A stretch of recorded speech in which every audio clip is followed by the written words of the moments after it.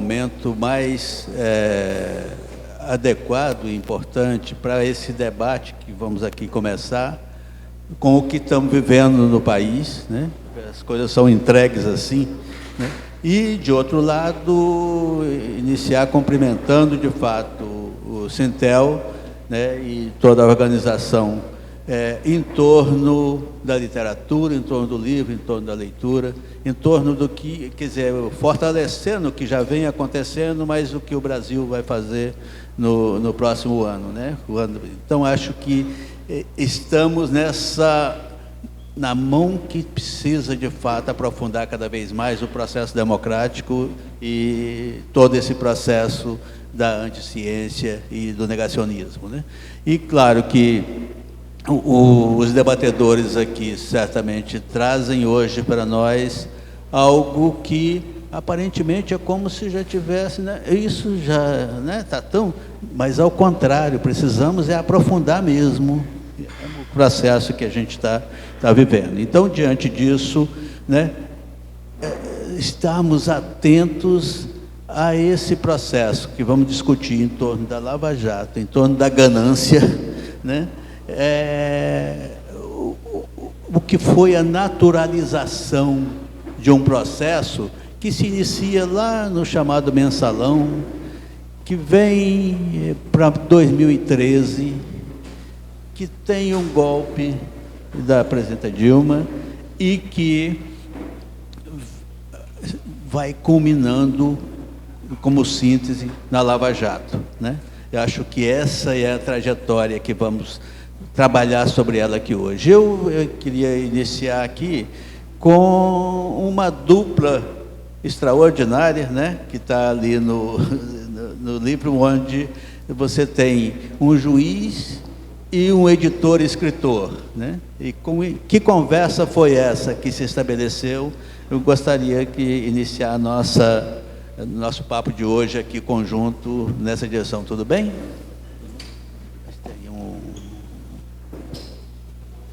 Alô. Uma boa tarde a todos. Se me permitirem, eu vou falar de pé, porque a questão central é a seguinte: eu queria registrar que é uma grande honra estar aqui na cidade mais linda do mundo, com esse público tão distinto, mas especialmente estar em presença aqui dessas duas figuras titânicas do mundo cultural, Luiz Nassif, o maior jornalista brasileiro, Sálvio Cotter, o melhor escritor que eu conheço brasileiro, e que é o nosso editor também, e que foi o responsável por contar um pouco da minha história. E também registrar, se possível, a presença do Marcelo Auler, que é um grande repórter, é um símbolo, né, do jornalismo brasileiro, é um guerreiro incansável. O Marcelo...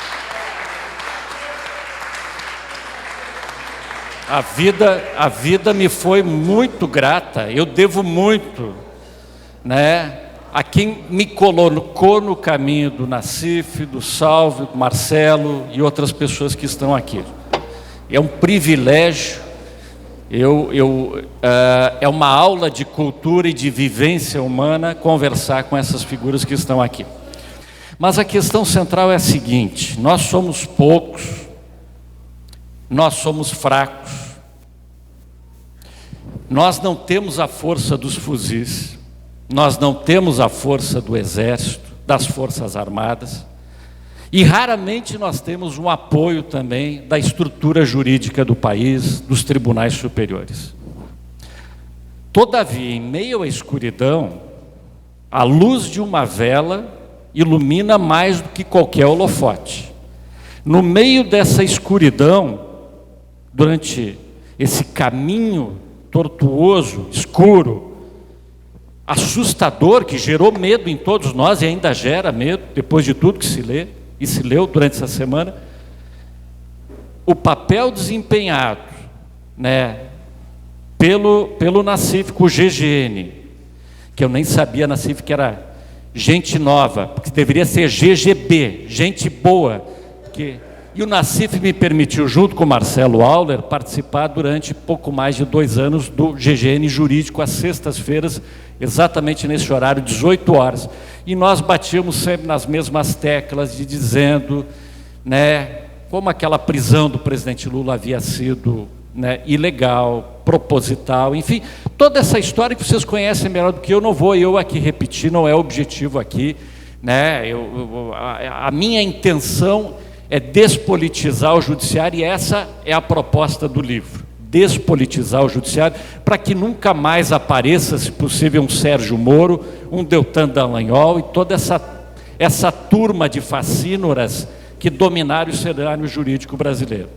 Ontem mesmo nós tivemos, Sálvio e o Nassif já sabe, porque esteve conosco lá em Curitiba, nós tivemos um juiz do Tribunal Regional Federal da 4ª Região afastado pelo Conselho Nacional de Justiça, porque ele, pasmem, viu, Pisolato, era o responsável no TSE, Tribunal Superior Eleitoral, por separar aquilo que era fake news e deveria ser excluído das redes sociais brasileiras nas últimas eleições, daquilo que deveria permanecer à vista e aos olhos do eleitor brasileiro. Olha o tamanho da responsabilidade. Acho que só Alexandre de Moraes tinha uma responsabilidade maior que esse rapaz, que este mau juiz.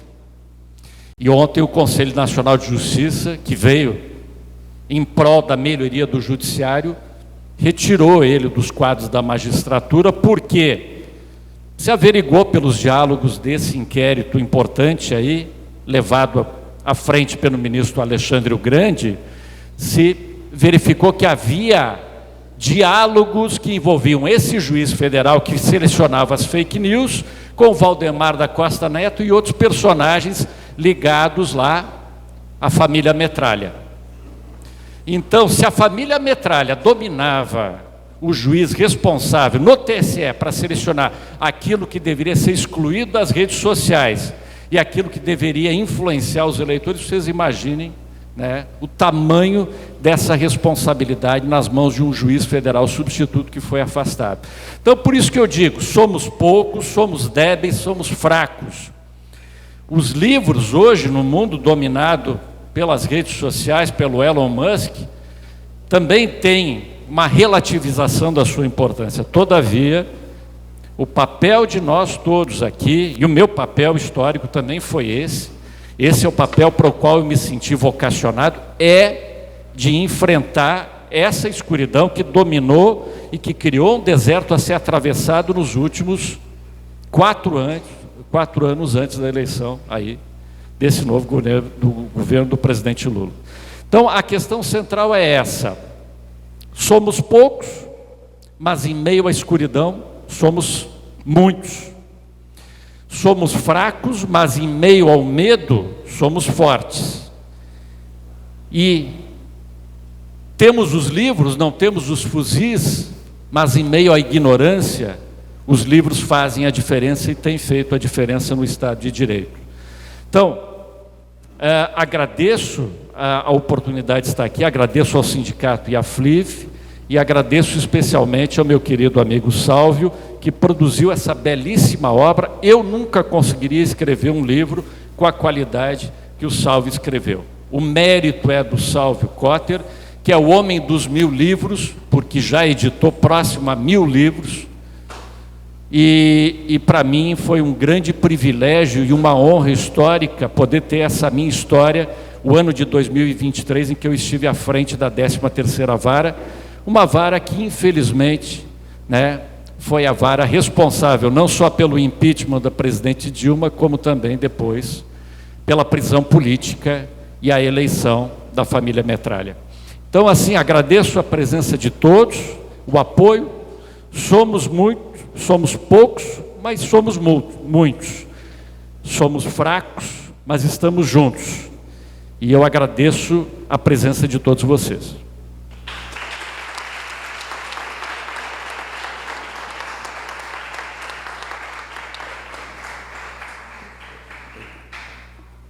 A dupla. Bom, inicialmente eu devo dizer que, evidentemente, eu não mereço esses elogios, mas sou profundamente grato por eles, mesmo assim, mesmo sabendo que não mereço, porque cada vez menos a gente vê pessoas que enxergam o outro. E o Apio é um exemplo de uma pessoa que ele enxerga o outro, enxerga o trabalho do outro e valoriza o trabalho do outro. E isso é algo que merece, assim, né, uma distinção da gente, né, que haja pessoas assim.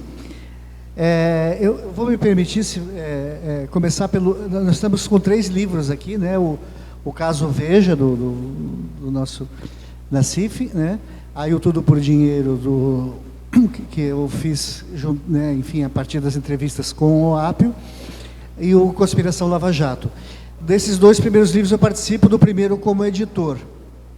E eu queria só passar levemente por ele, porque ele trata da essência, da origem disso tudo que a gente viveu, né? Que é o caso Veja do Luiz Nassif, vai trazer dos porões o que aconteceu com a Veja, com o modelo Murdoch, né, que foi trazido para o Brasil, porque nós estamos muito mais na mão da imprensa do que supomos, pelo menos na minha opinião. A gente está muito acostumado a falar assim, agora é tudo rede social, o negócio é a rede social, nós temos que dominar a rede social. Ok, mas a rede social, pelo menos na parte política, ela basicamente replica o que a imprensa oferece. A boa imprensa, mas principalmente a má imprensa, né? Eu mesmo vou para a rede social transmitir coisas do GGN, mas assim as outras redes mais poderosas influenciam os outros, e no fundo a gente está mimetizando o que a imprensa produz. Eu creio que, né, que a gente precisa prestar mais atenção.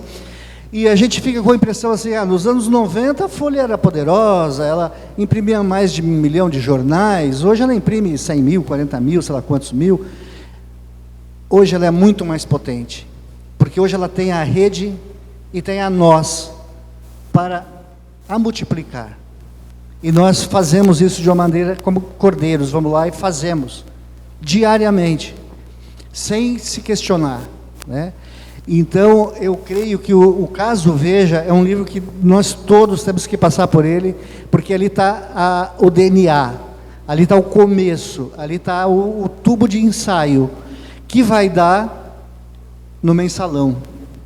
E aí nós temos aqui o Pisolato, que vai depois poder falar melhor sobre o mensalão, o chamado mensalão mentirão, né, como foi definido pela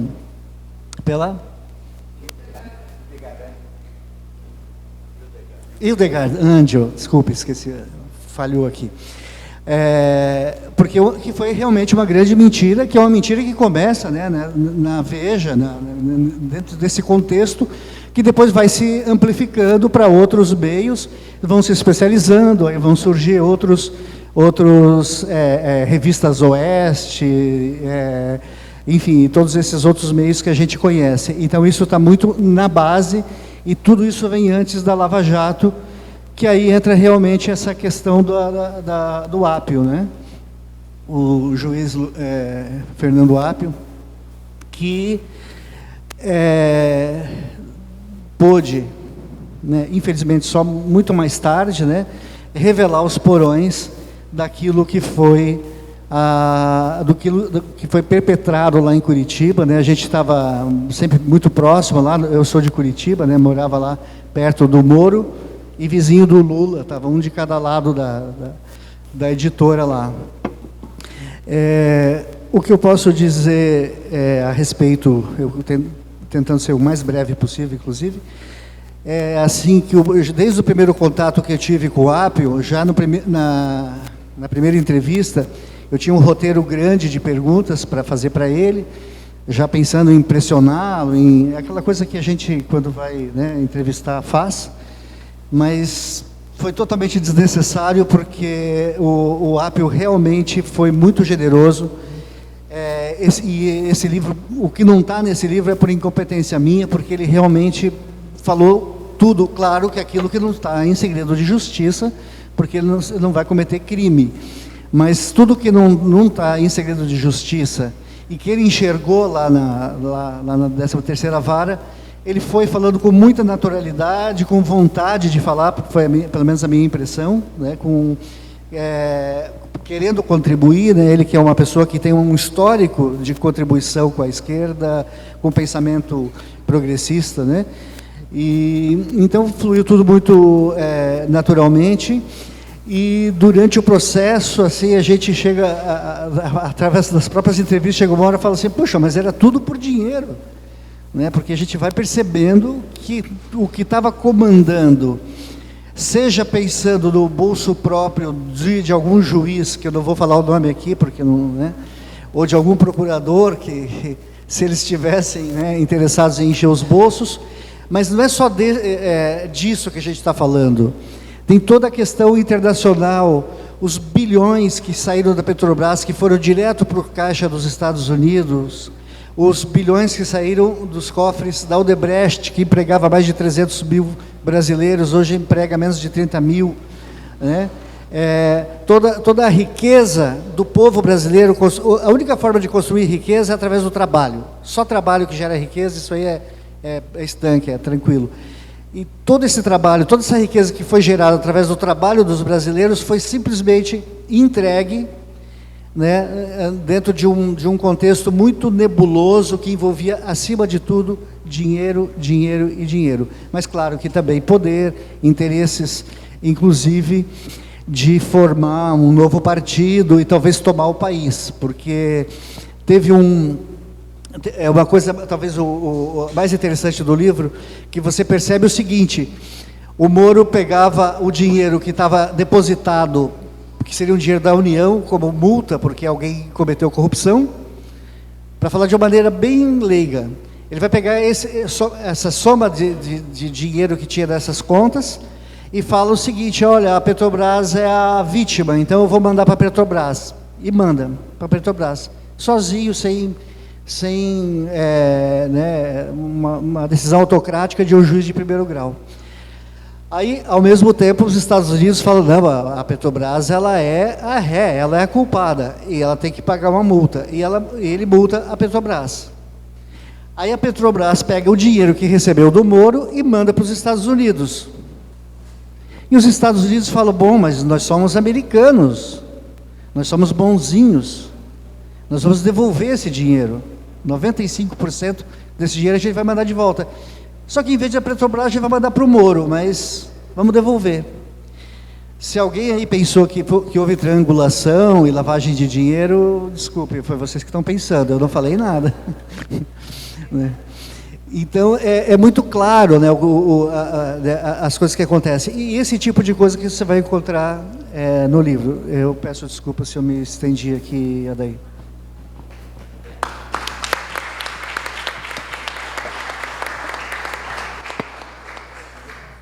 Vamos ouvir agora, certamente, o que é parte do que nós podíamos chamar de um heroísmo dentro desse processo vivido no Brasil, a partir do que foi o Mensalão e das sequências onde a própria camiseta fala alto, né, de como é que o setor jurídico, como é que vai justificando aquilo que a mídia vai criando condições, né, de acontecer e naturalizando o processo. Então, nesse sentido, vamos ouvir então o nosso querido, ao mesmo tempo que ex-líder sindical e que gestor público, esse que é uma história viva do lawfare. Obrigado.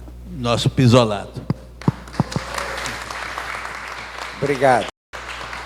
Deixa eu saudar o intelectual Salvio Cotter, o grande jornalista Luiz Nassif, o mestre Dair, e essa mistura de gaúcho, paranaense, conterrâneo, lutador aí, um símbolo para nós, que além de Berlim também tem juiz no Brasil, o Eduardo Apio.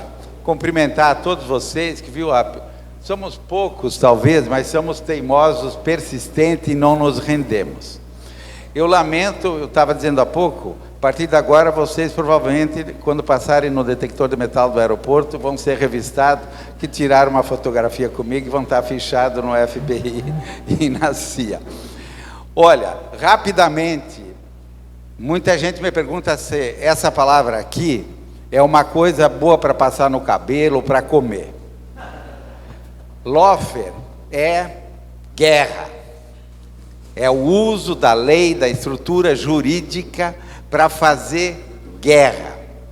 A moderna guerra, que alguns chamam de guerra humanitária, mas que não tem nada de humanitária, porque a destruição e as mortes são muito mais do que as guerras convencionais.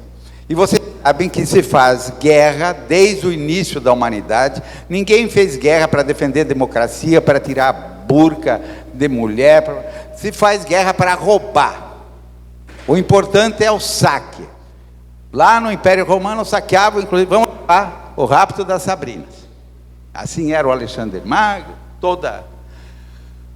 Pois bem, nós vivemos na América Latina, nos anos 60, um processo de guerra contínua, de saques, que depois ficou conhecido como Consórcio Condor, onde se treinavam os agentes, os generais, os coronéis, na Escola das Américas do Panamá. Esse processo entrou em esgotamento, porque a truculência das fardas, que usavam tanques, fuzis, torturas, chegou a um ponto tal que a sociedade não aceitava mais aquela barbárie. Então, como sempre, eles não desistiram do saque e do roubo, mas reciclaram os métodos. E aí tem uma série de questões, hoje já cientificamente comprovadas, pelo famoso encontro de Miami de 92, aonde eles decidem que, para continuar, eles deveriam inclusive fazer algumas pesquisas, e chegaram à conclusão que era possível continuar aquela guerra, gastando muito menos, continuando a saquear os países latino-americanos e outros países periféricos, não mais com fuzis, tanques e metralhadoras, com caps e com generais, mas com togas e canetas.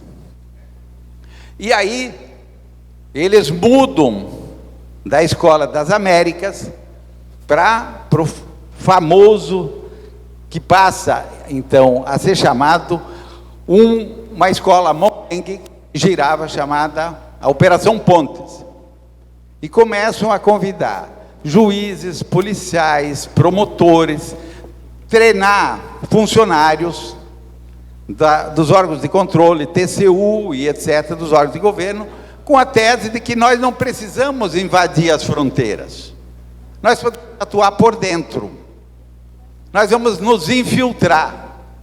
Se alguém souber aonde é a sede da CIA aqui no Brasil, né, nós estamos procurando. Ou alguém acredita que a CIA não está mais por aqui? A minha dúvida é se eles têm algum gabinete no Palácio do Planalto. O interessante é isso. E aí, o que é que eles fazem? Existem alguns dados históricos que eu, para não abusar da paciência de vocês, não vou ficar aqui citando, mas a partir de 93, tem um decreto da Presidência da República que bate lá nos Estados Unidos, na Halliburton, do Dick Cheney, que é o famoso decreto do conteúdo nacional. A partir desse momento, o Brasil, o governo brasileiro, passa a constar em 7 dos 10 pontos de perigo para os negócios e a geopolítica americana. E logo em seguida, a gente tem o caso Valdomiro, que é um primeiro ensaio, e assim por diante. Em 2005, a gente tem o famoso, a P470, que é aonde o Vaticano, do Judiciário, faz o primeiro teste e monta o famoso mensalão mentirão, que o Nassif tem muitas informações, eu não vou depois montar spoiler, e a gente tem toda a série de documentos. Se inventou uma história, se contou uma história, e aí os megafones da mídia difundiram isso, e isso, uma major dos fuzileiros navais americanos, numas aulas que ela deu em Fortaleza, né, ela explica como é que você faz, inclusive PowerPoint, e diz: tem que divulgar isso massivamente para levar com que a população odeie, transformar essas pessoas, esses líderes nacionalistas, populares, que têm ascendência na base, tem que levar eles a serem odiados pelo povo. Tem que transformá-los em inimigos, que depois fica muito fácil do juiz assinar a sentença e ser aplaudido. E assim nós criamos os ídolos de pé de barro por aí, a partir do momento que o Vaticano fez isso, escondendo documentos, inventando as maiores lorotas, cometendo as maiores crimes judiciais que se possa, fazendo a delinquência judicial, usando a máquina da estrutura do Estado para fazer o que há de pior. Eles perceberam que poderiam terceirizar para Curitiba, para Brasília, Curitiba com o Moro, aqui no Rio com Bretas, em Brasília com o Wadisley, e assim por diante, na Paraíba. São dezenas e dezenas de operações, e numa guerra você tem operações de ataque, operações de retirada, operações de marcação de posição, que é o que eles fazem. O importante é você tirar essas pessoas do páreo e da disputa política, que acaba culminando eles dando o golpe contra a Dilma e depois impedindo que o Lula seja candidato. Bom, o que é que eu quero dizer para não ultrapassar meu tempo? Essa guerra continua a pleno vapor. Essa guerra não é só no Brasil, gente.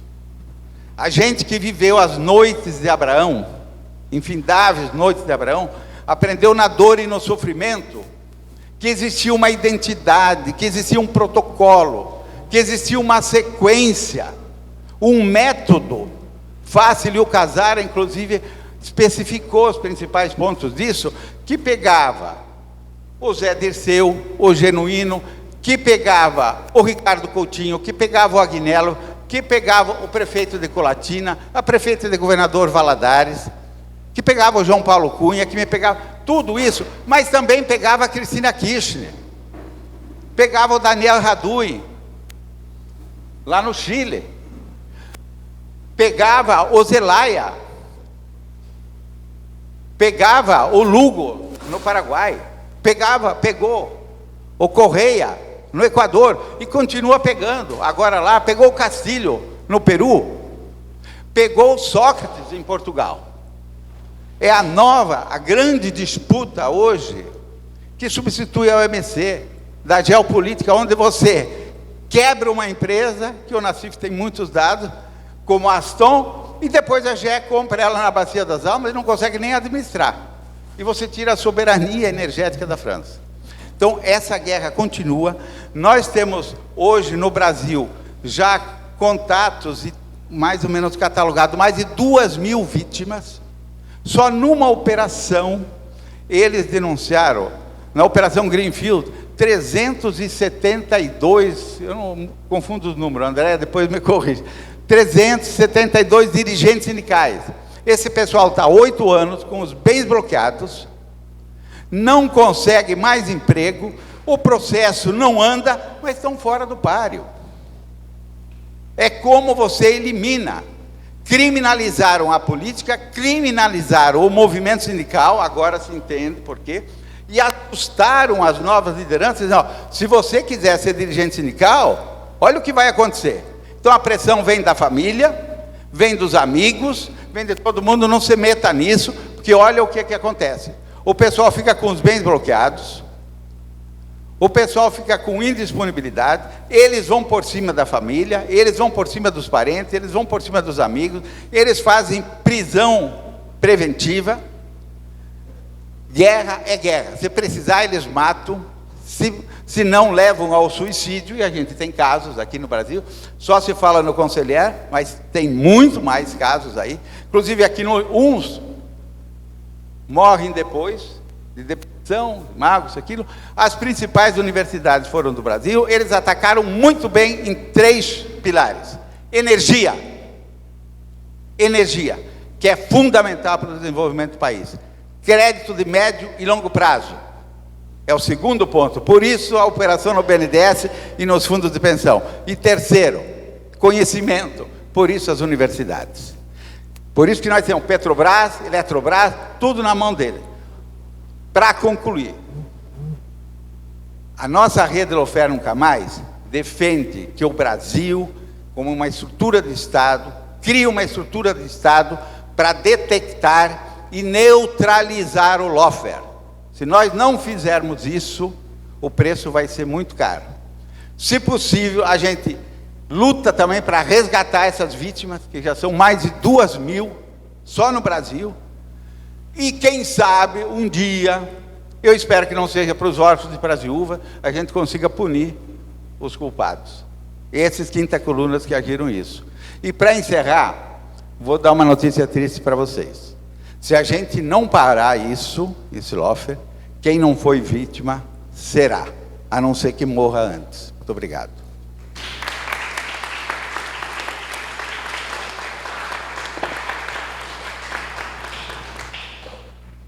Bom, vamos então agora ouvir o nosso querido Nassif, que, aliás, não saía de jeito nenhum do noticiário enquanto o teu comentário econômico não aparecia. Então, a gente aqui hoje revivendo esse processo, onde o que é Lava Jato que se transformou nessa coisa que parece que era a grande salvação de tudo, né? Aqui agora a gente lê como conspiração, e de que forma o futuro político do país ficou comprometido. Eu acho que aqui é o grande espaço desse debate, então, que o nosso querido Nassif. Obrigadinho. Queria saudar os meus companheiros aqui de mesa, pelas belas apresentações. No meu livro eu tentei pegar o conjunto de personagens e de situações que levou ao enfraquecimento tal das instituições brasileiras que resultaram na Lava Jato. Se a gente for pensar friamente, imaginar que um país ficou de joelhos ante um cara do nível do Sérgio Moro, do Dallagnol, é impossível. A mediocridade deles aí é uma ajuda, né? Mas o que houve foi todo um preparativo aí que começa, que é o que eu tento colocar nesse meu livro, é o seguinte: se você pega a democracia ocidental, ela é feita dentro do modelo de freios e contrapesos, tem executivo, legislativo, judiciário, tem Ministério Público, tem Polícia Federal, tem as agências reguladoras, tem todo esse conjunto de fatores. O que determina, digamos, o poder dentro dessa estrutura? É o poder econômico, que controla o poder jurídico, através de grandes escritórios de advocacia ou de cooptação de ministros e de juízes, e a mídia. A mídia como, não só trazendo votos para partido A, B ou C, mas como fator de influência, de criação e destruição de reputações. E todo esse modelo de poder se dá através da organização da informação midiática. Então você tem a ideologia da mídia aí que vai se repetindo, você pode ter nuances para cá ou para lá, mas a mídia ela vai trazendo, digamos, esse tecido ideológico que acaba levando países numa direção ou noutra. Em alguns momentos da história, você tem uma desorganização desse mercado. Nós tivemos nos anos 20 com o aparecimento do rádio. Então os jornais, que eram força absoluta, perdem espaço para o rádio. E no rádio o que acontece? Você tem aí aquelas opiniões que estavam estratificadas, digamos, nos jornalões, passam a se multiplicar através dos influenciadores. Quando começa a rádio lá nos Estados Unidos, em Nova York, você tinha uma rádio praticamente em cada quarteirão lá. Você tinha a rádio do Exército, rádio da Universidade A, da Universidade B. Tinha uma rádio que era uma espécie de Yahoo na época, lá, que o papel dela era dizer quando que o horário dos melhores programas em cada rádio, até que eles conseguem, a força econômica dos grupos lá consegue mudar a tecnologia e as rádios ficarem sob controle de grandes grupos. Mas aquele momento de desorganização leva a uma desestruturação psicológica da sociedade. Tem um livro do Freud chamado Psicologia de Massas, em que ele analisa esse fenômeno. Não é psicologia de massa do fascismo, não é psicologia de massa. É um livro pequeno, que ele fala, o sujeito está sozinho, lá isolado na sua ignorância. Ele não consegue penetrar no conteúdo dos jornais. Daí chega, ele começa a ouvir outras vozes que refletem o que ele pensa. E ele se sente fortalecido. Eu estou falando de rádio, não estou falando de rede social, que é muito mais amplo. E ele se sente tão fortalecido, a noção de força dele é tão grande que ele passa a aceitar qualquer coisa como verossímil. Então as teorias conspiratórias, tudo entra na cabeça dele. E no caso, naquele período, você já tinha previamente aí uma ultrafinanciarização das economias, o Estado abandonando os cidadãos, e isso aí leva ao aparecimento de novas doutrinas. Aparece o comunismo na Rússia, aparece o fascismo, aparece o nazismo, e nos Estados Unidos você tem um democrata lá que consegue garantir a sobrevivência do modelo, que era o Roosevelt. E hoje nós temos essa mesma situação nos Estados Unidos, só que em vez de Roosevelt nós temos o Trump, né? Você vê a desgraça que é aqui. Isso aí, quando vem aqui, a gente traz para os tempos contemporâneos, quando vem as redes sociais, acontece a mesma coisa, essa desestruturação da informação. E assim como lá atrás, o que acontece? O modelo de negócios da mídia entra em parafuso. No momento, a mídia brasileira nunca ganhou tanto dinheiro quanto nos anos 90. Foram anos em que os jornais faturavam publicidade nacional, publicidade local, classificados e tudo. Se endividaram para ampliar os negócios. Quando vem, se endividaram em dólar. Quando vem a máxima desvalorização do Fernando Henrique, os grupos quebram.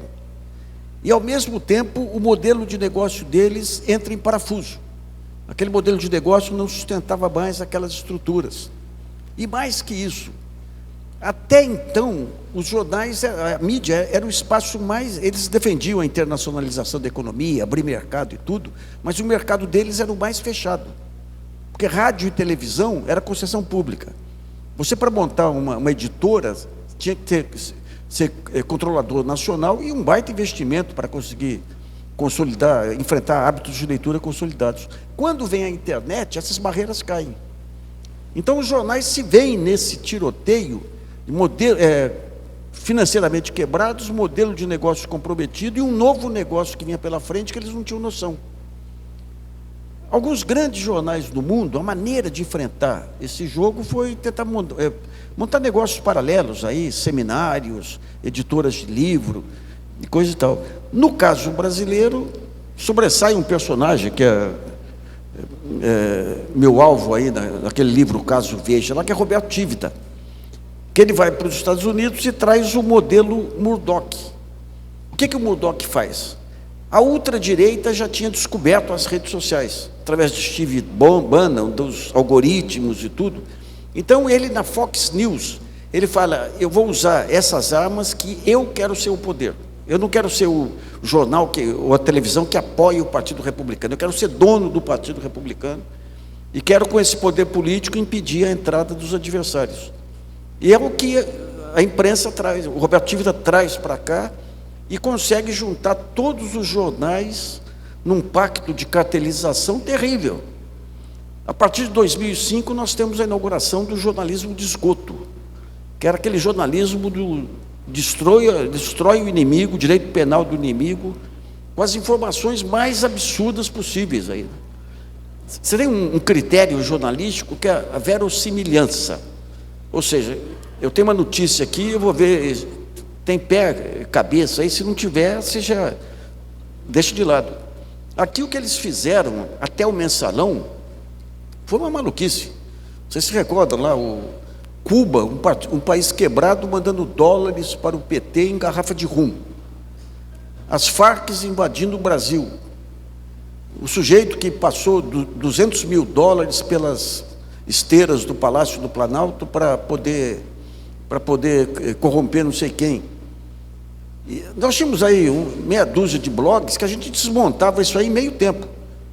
O Grampo do Supremo, que deu capa na Veja, Nelson Jobim dizendo que o Supremo tinha sido grampeado e tudo, a gente desmontava em meio dia, tão absurdas eram as... Daí veio o Mensalão. O Mensalão foi o maior crime jurídico da história do país, depois do crime da da esposa do Prestes, da Olga Benário. Porque o mensalão ele foi feito todo em cima de algo que não aconteceu, que era o tal desvio de 75 milhões de reais da Visanet, que acabou sobrando para o Pisolato aí. A Visanet era uma associação de 3 bancos ali, o Pisolato não tinha participação nenhuma no marketing lá.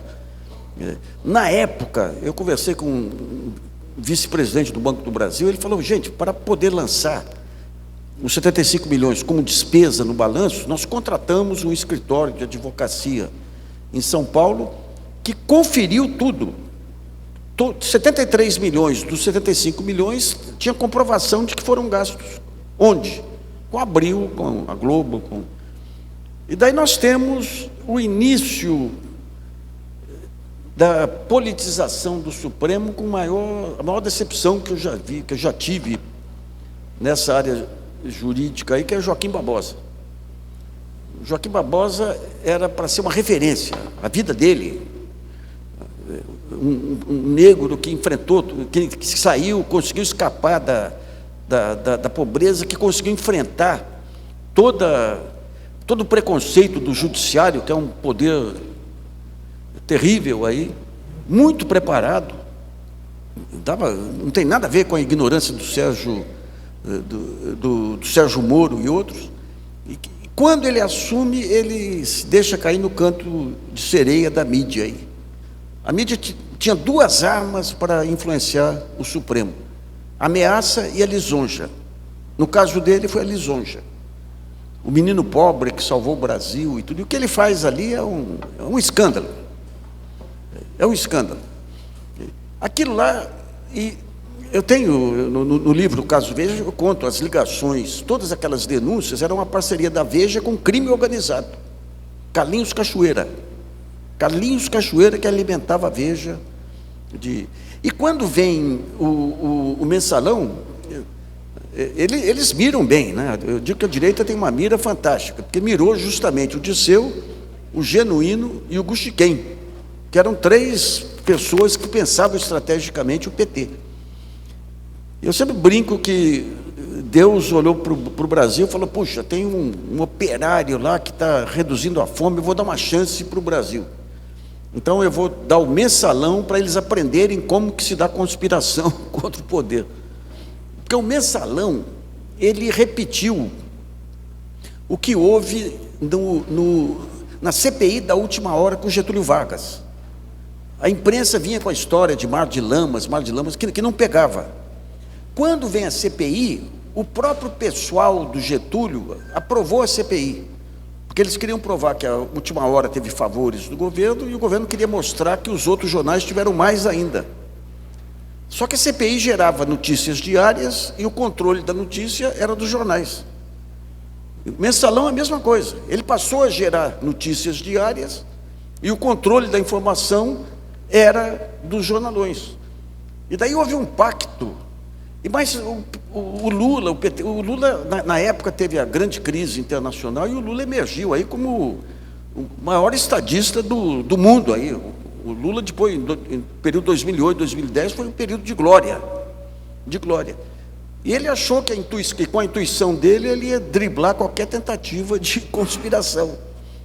E não cuidou, falta de visão estratégica absoluta dele, do PT e tudo aí, não entendeu que o Supremo, o Judiciário, CPIs e tudo, era o caminho para o golpe.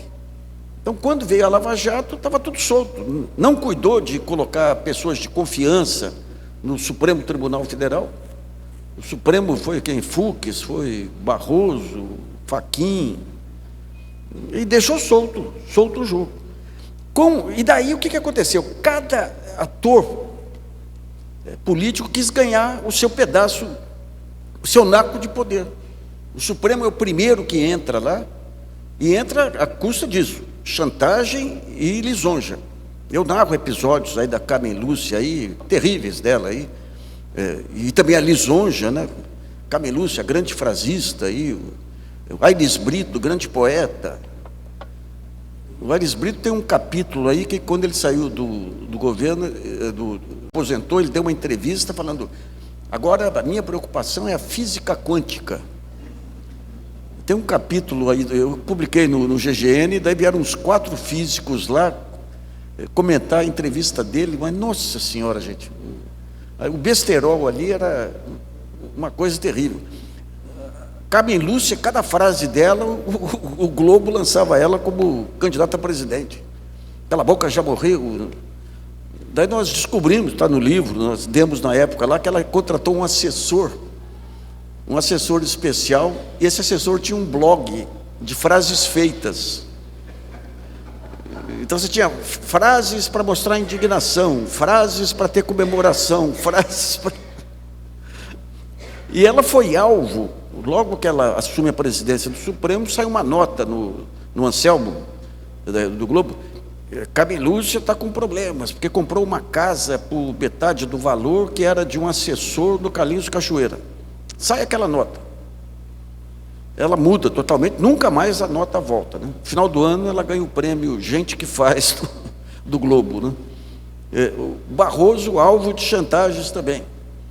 O Barroso, no começo, ele tenta ser legalista, nem digo garantista, lá, alvo de chantagem também, um dossiê sobre a sogra dele lá, na época eu fiz uma crítica a ele me chamou para um café lá, e falou: pô, eu estou muito incomodado aí com o que escreveram de mim. Eu falei: ministro, o que escreveram é que a sua sogra tem negócios, você tinha negócio com o Odebrecht, inclusive, mas não tem nada que incrimine. Mas é muito desagradável. E mudou totalmente, né? Aires Brito, alvo de chantagem.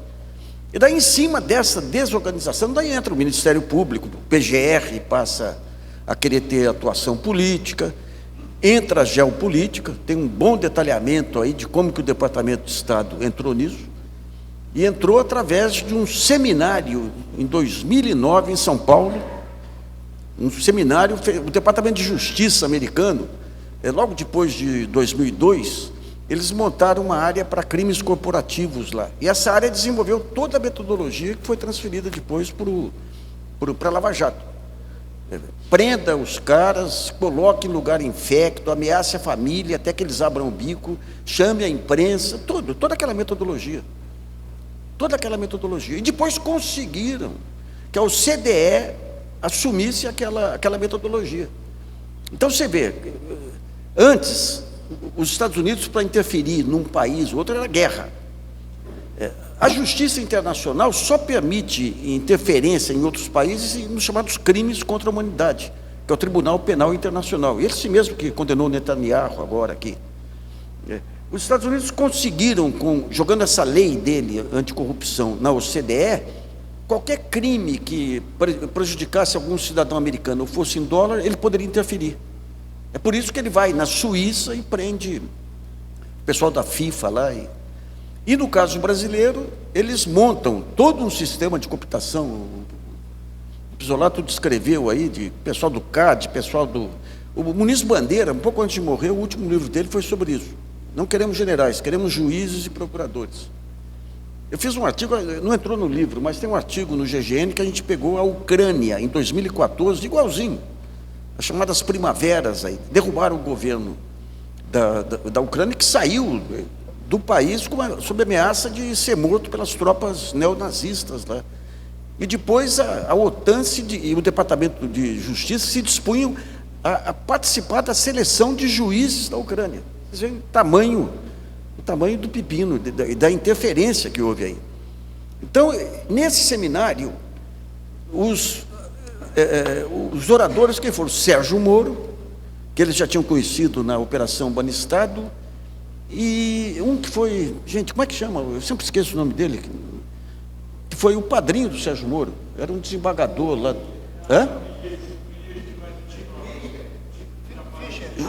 Gilson, que é um cara correto. Eu almocei com ele um pouco antes dele morrer, ele num grande arrependimento do espaço que deu para o Sérgio Moro lá. Nesse seminário, eles discutem, trazem delegados, trazem procuradores, tudo, discutem formas de atuação. E sai a proposta de um projeto piloto. E o projeto piloto foi a Lava Jato. E daí nós tivemos aí todo esse discurso de ódio que vem da mídia, deságua na Lava Jato. O Mensalão, na verdade, o julgamento do Mensalão veio no governo Dilma, e veio, gente, no exato momento em que tinha a CPI do Cachoeira, que atingia em cheio o Roberto Tivita. O Roberto Tivita entrou em pânico lá, porque ia ser convocado lá. Ele chegou a fazer editorial elogiando a Dilma, elogiando o relator lá da CPI, mas se rebaixando mesmo. Pediu apoio para a Globo e tudo. E daí eles retomam o Mensalão, que tinha ficado parado lá, para poder ter uma cobertura diária que ocultasse, digamos, a CPI do Cachoeira. Bom, em cima disso você tem o desmonte do país, tem outros personagens lá que eu abordo, o neopentecostalismo, por exemplo. E de onde surge isso aí? Surge de 1969, quando Nelson Rockefeller vem para o Brasil, e na época tinha um radiotransistor, e ele volta preocupadíssimo para os Estados Unidos, porque diz que o radiotransistor permitia você pegar populações afastadas e mostrar o que acontece nos centros maiores lá, e que a Igreja Católica poderia utilizar aquilo para subversão, porque tinha a teologia da libertação. Então ele leva a proposta, eu tenho até uma das notas de rodapé lá, o link do relatório Rockefeller, aí, que era considerado uma lenda, aí, mas existe, é real. E ele diz o seguinte: precisamos, do Departamento de Estado, precisamos montar uma alternativa para atender a espiritualidade dos brasileiros. E a alternativa são os neopentecostais.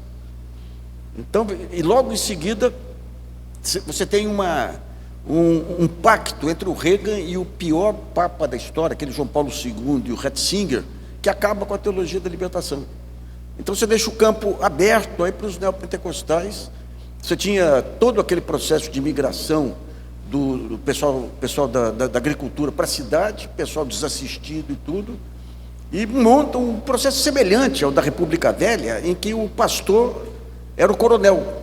Então quem quisesse apoio ficava embaixo do pastor, que dava. Eles dão apoio, dão um conjunto de coisas aí, né? E daí você tem outros personagens aí, né? Você tem o personagem das Forças Armadas aí, a ultradireita entrando nas Forças Armadas, você tem a Lava Jato. O que eu falo da Lava Jato, que a gente já tinha muita coisa que tinha saído da Lava Jato, foram os negócios que não foram divulgados aí do Deltan Dallagnol. Porque você teve um pacto lá entre a Justiça, a Procuradoria e a mídia, é o seguinte: só aceitamos as denúncias que venham dos jornais da imprensa corporativa, que era a maneira de ter o pacto deles garantido aí.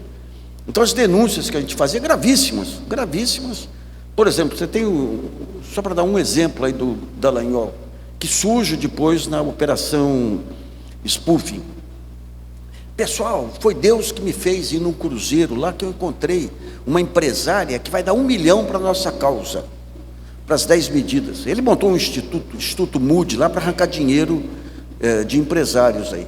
E alguém fala: mas ela não está ligada aí a alguma corrupção? Não, de jeito nenhum. Daí aparece essa mulher num negócio com o Paulo Roberto Costa, da Petrobras. Mas um negócio escancarado.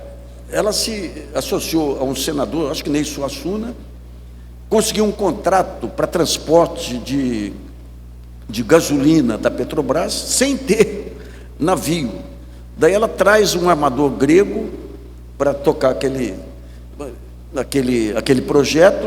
Tem um inquérito do Ministério Público.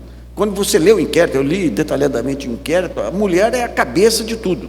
Na hora do indiciamento, ela está fora. Então, se for apurar as coisas do Deltan e tudo, aí é muita coisa, efetivamente. Mas o ponto central é que lá atrás, quando a imprensa começa com esse exercício de jornalismo de ódio, você já tinha, a ultradireita americana tinha descoberto já as redes sociais e o uso dos algoritmos. O Steve Bannon já trabalhava com o Olavo de Carvalho, por exemplo. Começa uma guerra cultural, na época lá que a imprensa usa. O que é a guerra cultural? Precisamos destruir todas as figuras públicas progressistas. Seja jornalista, seja cantor, seja escritor. Daí que eles atingem a maior unanimidade nacional, que é o Chico Buarque. Lembra o Chico quando foi atacado lá por um imbecil lá de Ribeirão Preto, lá no Leblon? Estava dentro desse jogo da guerra cultural. E usam todos os recursos. Você pega a Veja na época, ela criou dois personas lá de acordo com as regras do Steve Bannon.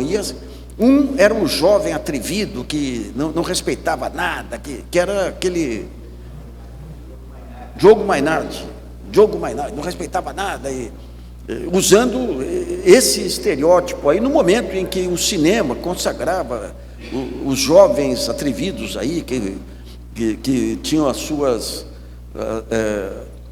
iniciativas digitais aí, e o outro, Reinaldo Azevedo, usando daí todo o receituário do fascismo. Então ele tinha o chapéu Panamá, todo lançamento de livro, todo mundo ia de capa preta e chapéu Panamá. Em vários estados aí tinha os clubes do chapéu para entrar em guerra digital. E essa guerra cultural está por trás do que veio depois. Porque você tinha que atacar tudo que fosse politicamente correto. O politicamente correto pode ter alguns exageros, mas é a soma, digamos, daquelas camadas civilizatórias que um país, uma sociedade, uma comunidade cria. São regras, são princípios.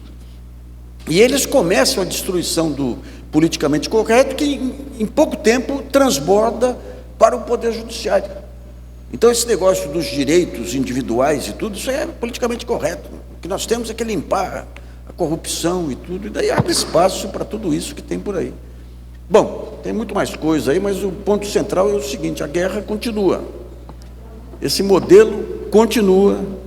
A ultradireita mostrou uma baita força nas eleições municipais. Nós vamos ter agora uma limpeza nos conspiradores aí que vão tirar a ultradireita suja para abrir espaço para uma ultradireita pior ainda, que é a do Tarcísio de Freitas. Temos uma imprensa que voltou ao mesmo padrão para impeachment. Temos a polarização e o ódio aí campeando para todo lado, e temos um governo que ainda não acordou. Eu tenho esperança que acorde.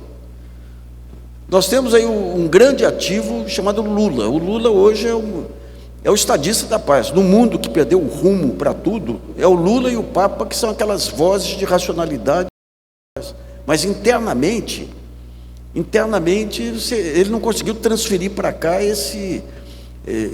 essa gana que ele tem em relação ao exterior, talvez pelas vulnerabilidades todas aí que ocorrem nesse período. Então está um governo contemplativo, um ministério muito medíocre, mas a gente espera que acorde a tempo aí, porque tem uma contagem regressiva que é 2026, que nós não podemos deixar chegar à situação da pior das ditaduras, né? Que é uma ditadura agora de um cara que não tem escrúpulo nenhum, um cara que mostrou para o mercado que ele consegue fazer a pior jogatina aí, que foi aquela jogada da Sabesp, com uma competência fantástica, a incompetência que tem administrativamente tem para fazer negócios, né? Então, a nossa torcida é que o Lula acorde, e depois a gente pode falar sobre o grande ativo nacional, que são as organizações que têm alcance nacional, que essas que vão ser a âncora, digamos, para a grande virada nacional, entre as quais o sindicalismo. Obrigado, pessoal. Eu queria propor que a gente fizesse agora 3 perguntas e a mesa fala sobre o que você... Pode ser assim, né? Alguém quer colocar alguma questão, fazer uma pergunta? Boa noite, meu nome é Camila, eu trabalho na produção da Hildegard Angel, sou da ABI. Eu queria fazer uma pergunta que vai sair do script de vocês. A ideia do judiciário e a disputa de classe social no judiciário, queria saber se esse ativismo de representação burguesa implica também no sistema penal que a gente tem no Brasil. Porque a gente tem a terceira maior população encarcerada no mundo. Então, eu imagino que, para além dos políticos, esses políticos representam um povo que também está preso. É isso. Obrigada. Eu vou tentar ser breve. Eu tenho muita satisfação de perceber, sobretudo na coleção de informações que o Nassif foi capaz de recolher, na análise desse processo histórico todo. Eu só me lembro que quando toda essa armação do golpe contra Dilma Rousseff se consolidou, já com, né, um desdobramento do processo histórico, ficava muito claro que deveria haver uma força que produzisse coalescência entre os diversos interesses. Eu sintetizo isso na frase do Jucá, com o Supremo, com tudo, lá daquela época do golpe. Porque era muito estranho que forças que, ainda que, né, tivessem associadas a uma exploração plutocrata, etc., mas que tinham seus interesses diversos, de repente coalescessem de forma tão clara. A gente tem uma mudança do cenário geopolítico com a eleição nos Estados Unidos. E a gente tem uma questão complicada, que é, se a gente está falando de lawfare, a gente está falando de tentar retornar ao devido processo legal, a que isso se manifeste de maneira plena, para todo e qualquer cidadão, mas talvez a gente tenha um relógio, uma contagem regressiva para ver a efetiva punição daqueles que sistematicamente mantêm a perspectiva do golpe de Estado como nosso fio condutor histórico, como agora as coisas se revelam de maneira muito clara, embora isso fosse intuível já há algum tempo. O que eu quero dizer é o seguinte, ainda que a gente tenha que fazer sempre prevalecer o devido processo legal, quanto tempo a gente tem antes dessa virada geopolítica, da hegemonia estadunidense, quanto tempo a gente tem para não recair no perfeccionismo jurídico e acabar deixando sem punição a tempo da estrutura política permitir isso, diante das pessoas que, enfim, conduziram o processo golpista até agora. É claro que a gente não pode ser assodado, senão a gente corria o risco de comprometer o próprio processo jurídico e criar brechas de escapatória. A gente precisa garantir o devido processo legal, mas, ao mesmo tempo, me parece que o tempo está se esgotando para que essa punição aconteça. Eu não estou tão preocupado com a ponta da faca, me preocupa mais a mão que empunha essa faca, claramente, mas resistir ou cegar essa ponta de faca é um elemento importante para que a gente tenha tempo político de prover a devida resistência a esse movimento geopolítico internacional. Então, eu estou muito preocupado com o tempo dessas sanções aparecerem efetivamente. Obrigado. Sobre a pergunta da Camila, eu queria dizer o seguinte: o populismo judiciário ele já se iniciou no início da década de 90. Nós temos algumas figuras que surgiram a partir da Constituição de 88. Eu fui promotor durante 3 anos, então eu vi um pouco essa transição pós-Constituição de empoderamento dos promotores e dos procuradores da República, do Ministério Público. Então, a politização do Judiciário surge a partir, né, de um empoderamento do Ministério Público, algo que tem que ser adestrado em algum momento aqui no Brasil. Um primeiro passo já foi dado para que esse populismo judicial seja reduzido. 2 grandes passos. Primeiro, o Supremo Tribunal Federal revisita parte da sua jurisprudência e anula processos relacionados à Lava Jato. Que bom se pudesse rever também as questões da ação penal 470. Segundo ponto também importante é quando nós temos uma alteração da lei de improbidade administrativa no Brasil. A lei de improbidade serviu para politizar e, em alguns casos, tornar populares juízes e promotores nas comarcas menores, em que vem um juiz, vem um promotor e diz: não, eu vou entrar com uma ação contra o prefeito, secretário de saúde por improbidade, que não sei o que, aquelas coisas, e 10 medidas do Dallagnol e não sei o que, e isso politizou o judiciário e transformou, sim, os juízes em verdadeiros protagonistas da cena midiática. Então, tudo isso sofreu uma redução, sim, nos últimos 2 a 3 anos. Nós estamos no caminho certo, eu sou otimista quanto a isso. Quando eu vejo os julgamentos do ministro Toffoli, do ministro Gilmar, apesar da grita dos jornais norte-americanos, inclusive do New York Times, eu digo, olha, estamos no caminho certo, né? Mas o populismo judiciário empoderou, sim, gente, que eu não vou nominar hoje, lá no TRF da 4ª Região, tornou dissidentes aqueles que contestavam o sistema, como eu, E aí a dissidência é vista quase como um crime, não como um mecanismo de aperfeiçoamento das instituições. O dissidente deveria ser bem recebido, dizer, olha, esse é o cara, é o consumidor que está apontando os defeitos do sistema, é o cara que está, um dos encarregados do gerenciamento de qualidade da maquinaria judicial e que está dizendo, olha, aqui esse troço não funciona. Essa coisa de prender e torturar as pessoas para extrair uma confissão, como se fazia em 68, não funciona em 2024, ou em 2014 com a Lava Jato. Então, sim, o populismo judicial cresceu muito depois de 88, mas está em decréscimo, eu sou otimista quanto a isso.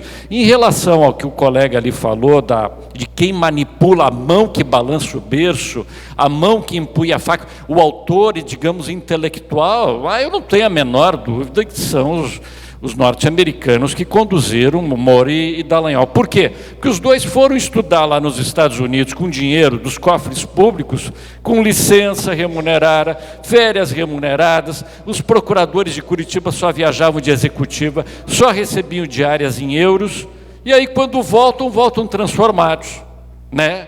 Modulados. Como está registrado no livro, o livro do Sálvio, eu também fui objeto de cooptação num determinado momento em 2008, conheci as entranhas do Departamento de Estado dos Estados Unidos, eu sei quem são os personagens, como funciona a cooptação, e, por sorte, apertei o botão do assento ejetor a tempo, né? Até porque amo o meu país e tenho um carinho muito grande pelo Brasil.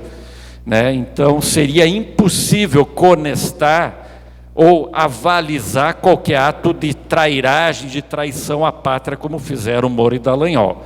Isso eu não fiz, nunca farei por dinheiro nenhum. Como eu digo, somos fracos, somos poucos, sim, mas a dignidade vem em primeiro lugar.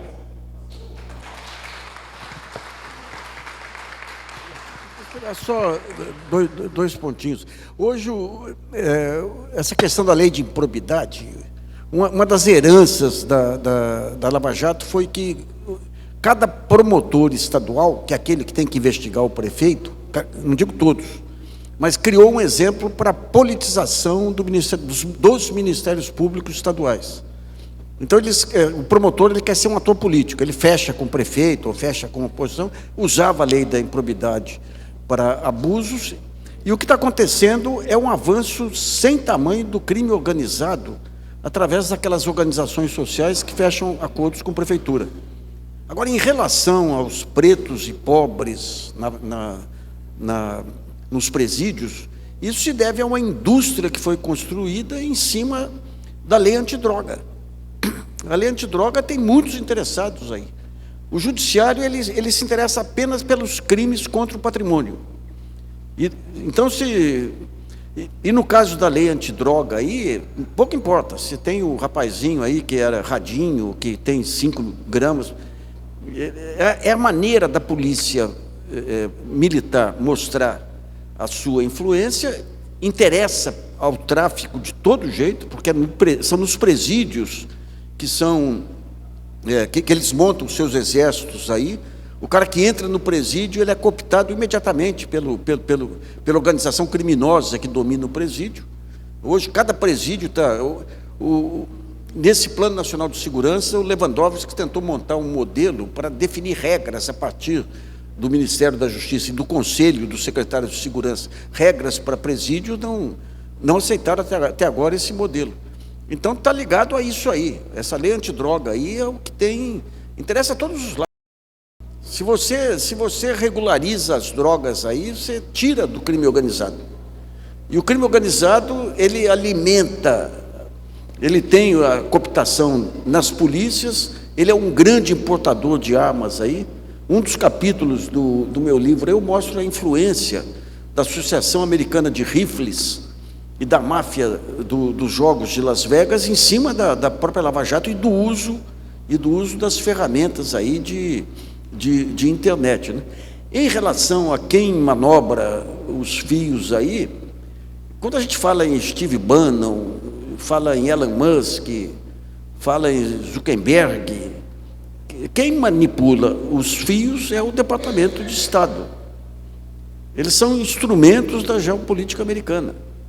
Eles são a grande arma da geopolítica americana para enfrentar a China, por exemplo. Então, digamos, se você pega o Musk aí, a maior parte dos negócios do Musk é com o Departamento de Estado, é com o Pentágono, seja satélite, seja Starlink. Então é um jogo muito mais amplo aí, em que essas big techs aí, elas são extensão do poder do Estado americano aí, nessa disputa multipolar aí com China e outros mais.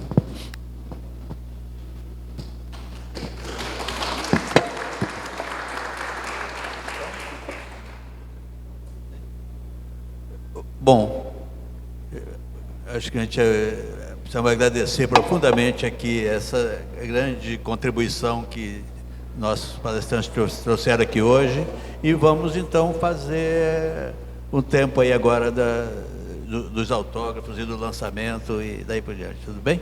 Obrigado a todos pela presença.